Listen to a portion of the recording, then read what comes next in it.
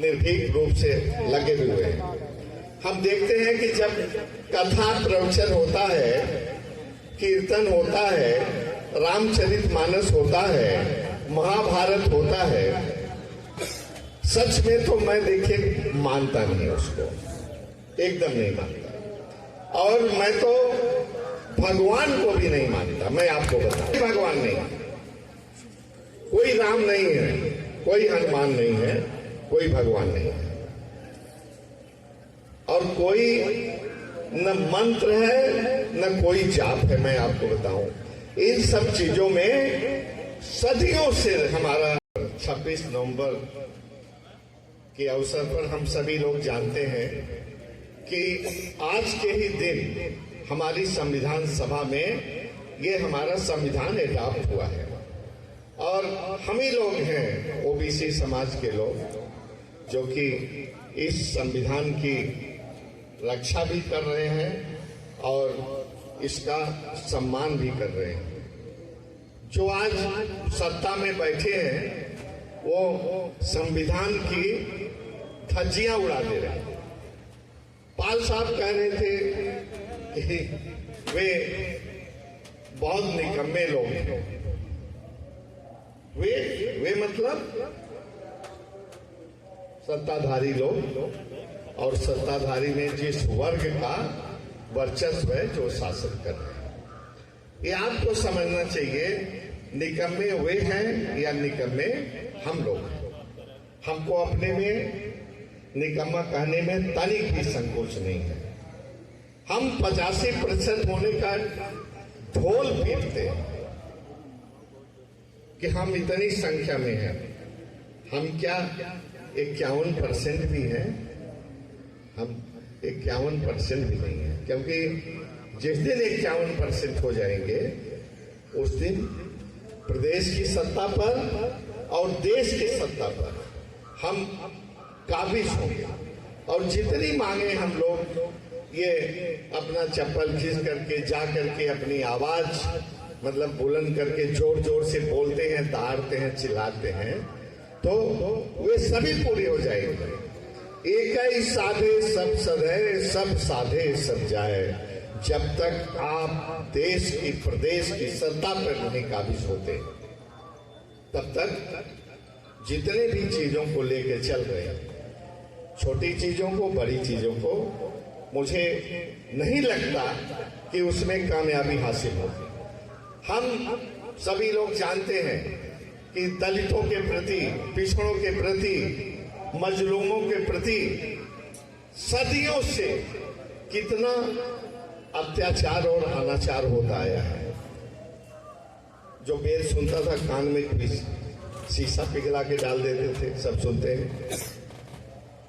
जो चलता था कहते थे उसकी परछाई भी अगर पड़ जाए तो उनको गुनाह हो जाता था कि दोपहर को चलो जिससे कि परछाई न रहे।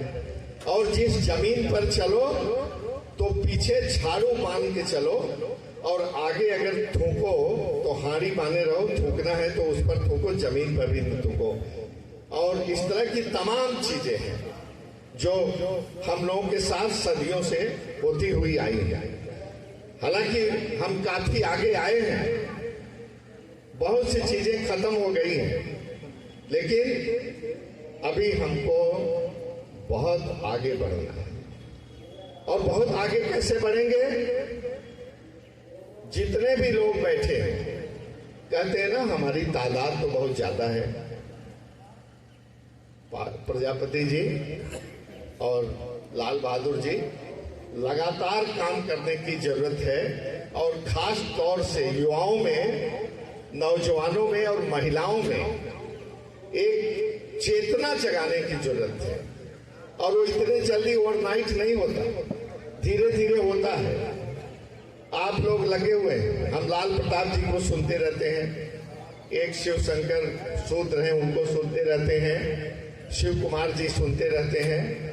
तो मैं तो आपको बधाई देता हूं कि अपने इस प्रयाण में, अपने इस अभियान में, अपने इस लड़ाई में लगातार लगे रहिए, और आप निर्भीक रूप से लगे भी हुए हैं। हम देखते हैं कि जब कथा प्रवचन होता है, कीर्तन होता है, रामचरितमानस होता है, महाभारत होता है, सच में तो मैं देखिए मानता नहीं उसको, एकदम नहीं मानता। और मैं तो भगवान को भी नहीं मानता। मैं आपको बताऊं, देयर इज नो गॉड, कोई भगवान नहीं, कोई राम नहीं है, कोई हनुमान नहीं है, कोई भगवान नहीं है, और कोई न मंत्र है न कोई जाप है। मैं आपको बताऊं, इन सब चीजों में सदियों से हमारा समाज लगा हुआ है और उससे बाहर निकलने की जरूरत है। और उसको बाहर निकलने के लिए लाल प्रताप जी जैसे लोग हैं। मैं तो लाल प्रताप जी को कहता हूं कि ऐसे तमाम लोगों को आपको एक क्लास जैसे वो तैयार करते हैं ना, वो पाठ पढ़ने के लिए, पूजा हवन कराने के लिए वो तैयार कराते हैं, चुन्नी रख करके सब, आपको भी ऐसे लोगों को तैयार करना चाहिए। आप अकेले क्या करेंगे?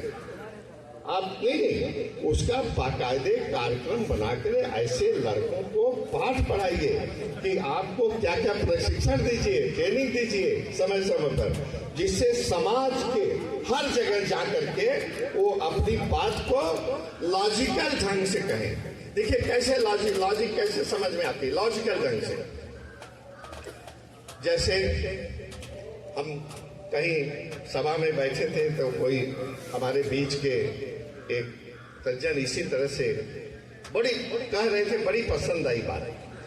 जब हम लोग बोरिंग कराना होता है, पहले कुआं खोदने के लिए पंडित जी बुलाए जाते थे पत्र दे करके कि देखिए पंडित जी पानी कहाँ मिलेगा, यहाँ मिलेगा वहाँ मिलेगा।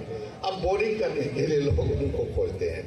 तो जब पंडित जी यहाँ देखे वहाँ देखे, कई जगह देखे, तो कहेंगे बच्चा यहाँ पानी मिलेगा, लाओ वहीं ईंटा रखो, ईंटा रख करके पूजन वूजन करते हैं। तो उसके बाद पंडित जी को भोजन कराने घर पे जाते हैं। पंडित जी की थाली में दाल भात सब्जी सब परोसा जाता है और जजमान ने, पंडित जी ने कहा कि बेटा इसमें घी नहीं दिख रहा है। तो जजमान ने कहा कि पंडित जी जब आपको 2 इंच के नीचे भात के नीचे हमने घी रख दिया है, नहीं दिखता, तो इतने नीचे पानी कैसे आप देख लेते हैं? आप बताइए। ठीक है, ये सब पाखंड की चीज है और इससे धीरे धीरे दूर निकलने की